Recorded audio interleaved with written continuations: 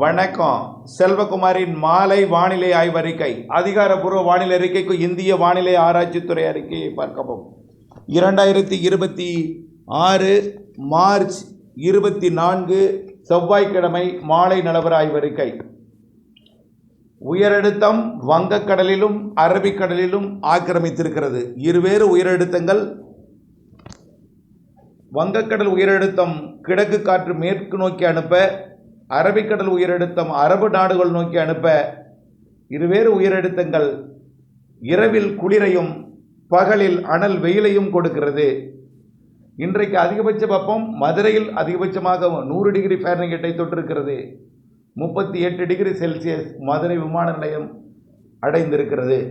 அதேபோல் பாளையங்கோட்டை, கோவில்பட்டி, சிவகாசி, சாத்தூர் மற்றும் வெம்பக்கோட்டை, அதேபோல் இப்படி தென் மாவட்டங்களின் உள்பகுதிகளில் மத்திய பகுதிகளில் உயர்ந்திருக்கிறது. பொள்ளாச்சியில் தற்பொழுது 37 டிகிரியை நெருங்கி இருக்கிறது. அதாவது 98 டிகிரி ஃபாரன்ஹீட்டை தொட்டிருக்கிறது. கரூர், ஈரோடு அதே போல தான் 37 டிகிரி. சேலம் 36, 37 என்று ஆங்காங்கே இருக்கிறது. 36 டிகிரி வேலூர் இருக்கிறது. இதுதான் அதிகபட்ச வெப்பம்.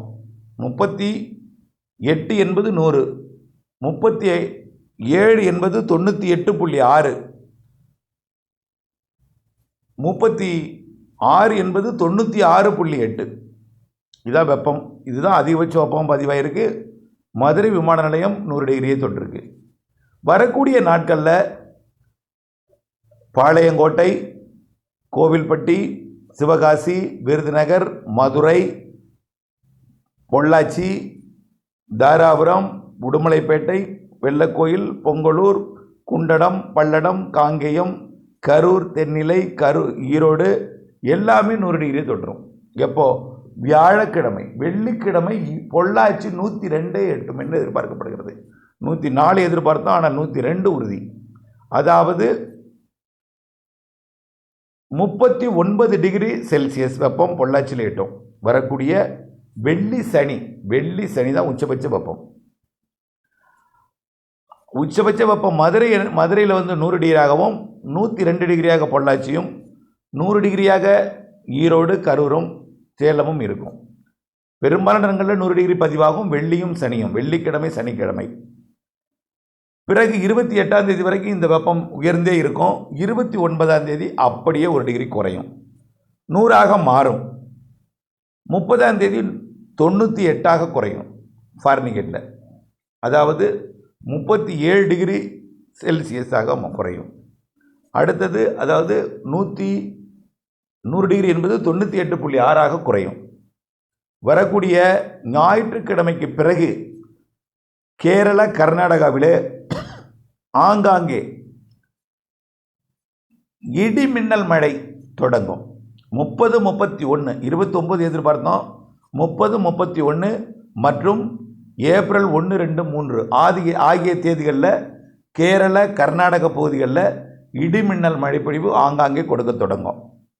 தமிழ்நாட்டிலும் 30, 31 நீலகிரி, வால்பாறை, கன்னியாகுமரி, தேனி மாவட்டத்தின் கேரள எல்லையோர பகுதிகளில் 30, 31 ஆங்காங்கே இடிமழை பொழிவை கொடுக்க தொடங்கும். அப்போ மேற்கு காற்று வரும், வெப்பம் குறையும்.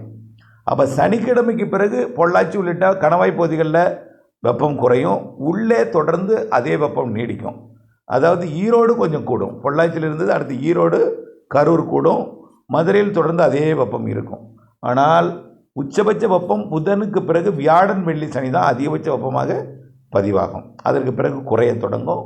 குறைந்தாலும் 36, 37 டிகிரி செல்சியஸ், அதாவது 96.8, 98.6 என்ற அளவில் இருக்கும். 100 டிகிரி 102 வரைக்கும் போய் மீண்டும் 96, 97, 98 டிகிரி ஃபாரன்ஹீட்டில் இருக்கும்.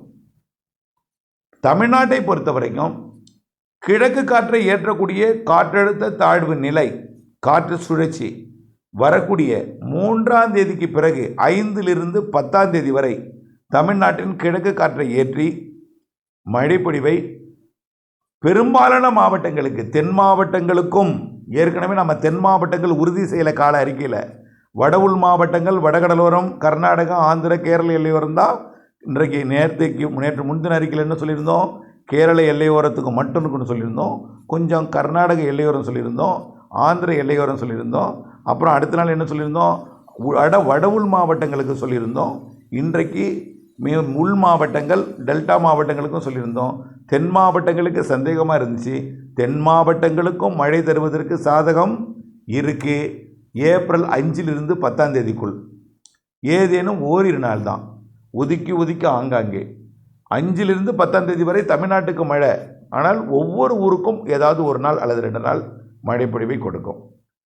வெப்பச்சலன இடிமழை தான் நிகழ்வே வந்தாலும் கிழக்கு காற்று உள்ளே நுழைய அது வெப்பமடைந்து மேலிட மேற்கு காற்று சந்தித்து மழைப்பொழிவை கொடுக்கும். இடி மின்னல் மழைப்பொழிவை கொடுக்கும். ஐஸ்கட்டி மழைக்கும் வாய்ப்பு இருக்குது.